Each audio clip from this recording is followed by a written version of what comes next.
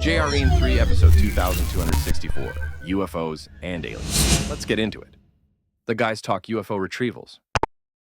Why do they crash if they're so fucking smart? That's always the big question, right? Some of these craft are manned and piloted by consciousness, and apparently they have a psionics team that can actually get in the headspace of these craft and cause them to land. So it's not really a forced landing, it's just kind of a mutual thing. So wait a minute, the United States government has the ability to contact or interact with these craft and force them to land? Yes, and then there's other ones that are done kinetically, which is more the scary side of it, and the ugly side of the program is that what you've got here is it's not so much the military doing this, but the corporate people like Lockheed, Northrop, and all these other companies. They treat this stuff as very high value target kind of stuff, and it's very valuable for them to get the retrievals. So you've got really what amounts to a bunch of treasure hunters that are hired with mercenaries involved as well that go out for these retrievals. So the idea would be that the retrievals would be very valuable because you could back engineer the tech, figure out how it works, make weapon systems, make superior crafts. Exactly.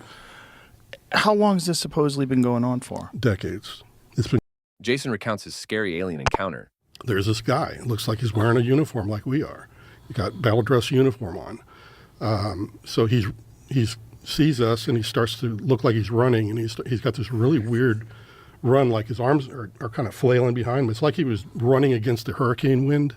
So it looked really strange, and then I began to notice his skin tone looked like he might be hypothermic. He's right there at the corner of the front of the car.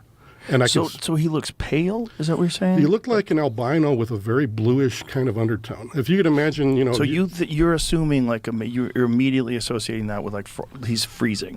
Yeah, because that's all I could equate it to. Right, clean battle dress uniform. Everything. United States military. Very out of place. Yeah, it looks very out of place when I finally do it. But anyway, I step out onto the roadway, and this guy screams that he's got no ears. And I just thinking it's really rude. And then I close the door and I look up and he's got no freaking ears. And his eyes are twice as big. And I just am like, yeah, what the hell did I just walk into? And I'm starting to freak out. But then he starts to talk to me, and it's not my language. But it's coming to, the understanding is like coming into my mind about every word he's saying. So he's actually saying words. He's saying words, but it doesn't sound like anything I've heard before. But you're understanding what he's saying. But I'm understanding. So I know there's a telepathic thing going on here, and it calms me down at the same time because I'm having to respond to him. And he's like, hello, I'm having trouble with my craft. I need some repair material. Do you know where I could find some tritium? So he asks you for tritium. You tell him this is what it looked like. This is what the guy looked like. Pretty close to it. Yo. The nose was a little bit rounder on the end, but that was a really good rendition. But yeah, his eyes almost came out to here on the temple. Wow. And that would freak me out.